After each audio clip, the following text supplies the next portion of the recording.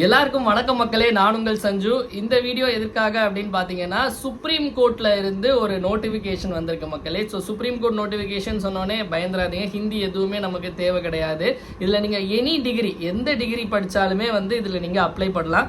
என்னென்ன டீட்டெயில்ஸ் அப்படிங்கிறத டீட்டெயிலாக சொல்கிறேன், கிளியராக கேட்டுக்கோங்க மக்களே. இந்த போஸ்ட்டுடைய பெயர் என்ன அப்படின்னா ஜூனியர் கோர்ட் அசிஸ்டன்ட். ஓகேவா? எங்கே அப்படின்னா சுப்ரீம் கோர்ட்டில் தான் வேலை, டெல்லியில்.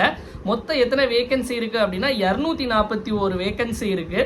எவ்வளோ சேலரி அப்படின்னு பார்த்தீங்க அப்படின்னா முதல் மாதமே உங்களுக்கு சேலரி எவ்வளோ ஆகும் அப்படின்னா 72,040 ரூபாய். ஸோ அதில் நோட்டிஃபிகேஷன்லேயே கிளியராக மென்ஷன் பண்ணியிருக்காங்க. இதுக்கு குவாலிஃபிகேஷன் என்ன அப்படின்னா நீங்கள் ஏதாவது ஒரு டிகிரி, எனி டிகிரி படிச்சிருந்தாலும், நீங்கள் பிஏஆ இருக்கலாம், பிஏவா இருக்கலாம், பிஎஸ்சியாக இருக்கலாம், எனி டிகிரி படித்தாலுமே நீங்கள் எலிஜிபிள் தான். ஓகேவா? அதே மாதிரி இது கூட உங்களுக்கு இங்கிலீஷ் டைப் ரைட்டிங் நீங்கள் தெரிஞ்சிருக்கணும். அதுக்கு நம்ம தமிழ்நாடு அந்த எக்ஸாம்லாம் அந்த லோயர் ஹையர்லாம் பாஸ் பண்ணியிருக்கணும்னு அவசியம் கிடையாது. டைப் ரைட்டிங் தெரிஞ்சால் போதும். அங்கே தனியாக டெஸ்ட் வைப்பாங்க, இந்த சர்டிஃபிகேட்லாம் அங்கே ஏற்றுக்க மாட்டாங்க. அதுக்கு அடுத்தது உங்களுக்கு கம்ப்யூட்டர் யூஸ் பண்ண தெரிஞ்சிருக்கணும். ஸோ இவ்வளோ தான் குவாலிஃபிகேஷன். அதாவது டிகிரி படிச்சிருக்கணும், டைப் ரைட்டிங் தெரிஞ்சிருக்கணும், சர்டிஃபிகேட்லாம் தேவையில்லை. அதே மாதிரி கம்ப்யூட்டர் யூஸ் பண்ண தெரிஞ்சிருக்கணும். அடுத்து இதுக்கான ஏஜ் லிமிட் என்னன்னு பார்த்தீங்க அப்படின்னா உங்களுக்கு 18லேருந்து 30 வரைக்கும் நீங்கள், அதாவது மினிமம் ஏஜ் 18 வயசு ஆயிருக்கணும். மேக்ஸிமம் நீங்கள் ஜென்ரலாக இருக்கும் பட்சத்தில் 30. ஓபிசி எஸ்சி எஸ்டிக்கெலாம் அதுலேருந்து ஒரு 2 இயர்ஸ் 5 இயர்ஸ் அப்படிங்கிறது, உங்களுக்கு 3 இயர்ஸ் 5 இயர்ஸ் அப்படிங்கிறது ஒரு ரிலாக்ஸேஷன். 33 35 வரைக்கும் நீங்கள் எக்ஸாம், 35-40 வரைக்கும் நீங்கள் எக்ஸாம் எழுதிக்கலாம். ஓகேவா?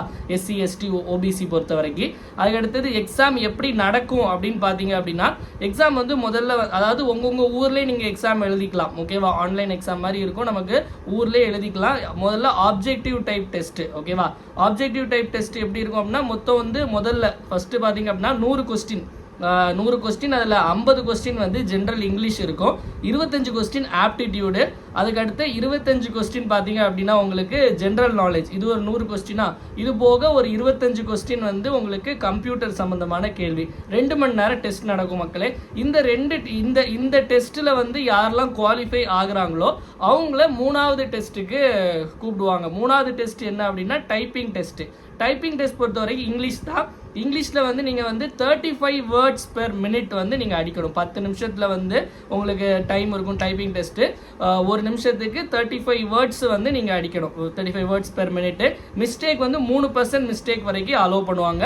அதுக்கு அடுத்தது 4வது பார்த்தீங்க அப்படின்னா உங்களுக்கு டிஸ்கிரிப்டிவ் டெஸ்ட். அதாவது இங்கிலீஷ் தான். இங்கிலீஷில் நமக்கு எஸ்ஏ ரைட்டிங்கு, இந்த காம்ப்ரிஹென்ஷனு, ப்ரீசீஸ் ரைட்டிங் எல்லாம். ஸோ இந்த ரெண்டுலேயும் அடுத்து இது பண்ணவங்களை செலக்ட் ஆனவங்களை இன்டர்வியூக்கு நமக்கு கூடுவாங்க. அதுக்கப்புறம் ஃபைனல் ரிசல்ட் அப்படிங்கிறது இருக்கும். இதில் பார்த்தீங்க அப்படின்னா நமக்கு டெஸ்ட் மொத்தம் 128 சென்டரில் நடக்க போகுது. தமிழ்நாட்டில் மட்டும் பார்த்தீங்க அப்படின்னா சென்னை, மதுரை, கோயம்புத்தூர், திருச்சி, சேலம், வேலூர், திருநெல்வேலி, நாகர்கோவில், அப்புறம் புதுச்சேரியிலையும் எக்ஸாம் நடக்கும். உங்களுக்கு இந்த எக்ஸாம் எங்கே போய் அப்ளை பண்ணணும் அப்படின்னா www.sci.gov.in அப்படிங்கிற அந்த வெப்சைட்டில் போய் நீங்கள் அப்ளை பண்ணணும் மக்களே. ஸோ இதில் உங்களுக்கு என்னெல்லாம் அப்லோட் பண்ணுறதுக்கு கேட்கணும்னா உங்களுடைய ஃபோட்டோ, சிக்னேச்சர், டாக்குமெண்ட் இதெல்லாம் நீங்கள் அப்லோட் பண்ணணும். ஸோ எக்ஸாம் அப்ளை பண்ணுற February 5ஆம் தேதியிலேருந்தே ஸ்டார்ட் ஆகிட்டு லாஸ்ட் டேட் எப்போ அப்படின்னா March 8ஆம் தேதி. March 8ஆம் தேதிக்குள்ளே மறக்காமல் அப்ளை பண்ணிடுங்க. அதுக்கு அடுத்து பார்த்தீங்க அப்படின்னா இந்த எக்ஸாமுக்கு எவ்வளோ எக்ஸாமினேஷன் ஃபீ அப்படின்னா ஜென்ரல் மற்றும் ஓபிசி கேட்டகரியாக இருந்தீங்க அப்படின்னா உங்களுக்கு 1000 rupees எக்ஸாம் ஃபீ பே பண்ணணும்.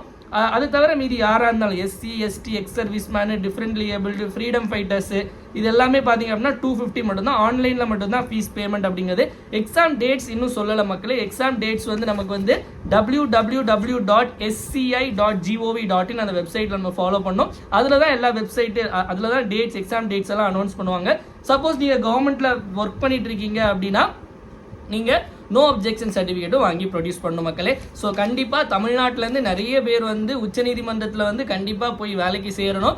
எக்ஸாம் பேட்டர்ன்லாம் ஈஸியாக தான் இருக்குது. அதனால் யாரெல்லாம் மோஸ்ட்லி எல்லாருமே எலிஜிபிளாக தான் இருப்பீங்க. எனி டிகிரி கண்டிப்பாக எல்லாரும் அப்ளை பண்ணுங்கள். ஸோ சுப்ரீம் கோர்ட்டுக்கு தமிழ்நாட்டிலேருந்து நிறைய பேர் போகணும் அப்படிங்கிற ஆசை. இந்த நோட்டிஃபிகேஷன் நம்மளுடைய சஞ்சு கரண்ட் அஃபேர்ஸ் அப்படிங்கிற டெலிகிராம் சேனல் இருக்குது. அதோட லிங்க் டிஸ்கிரிப்ஷனில் கொடுத்துருக்கேன். அதில் போய் நீங்கள் நம்ம டெலிகிராம் குரூப்பில் போய் நீங்கள் அதை டவுன்லோட் பண்ணிக்கலாம். நன்றி, வணக்கம். இந்த நாள் இனிய நாளாக அமையட்டும். வாழ்க தமிழ், வளர்க தமிழ்நாடு.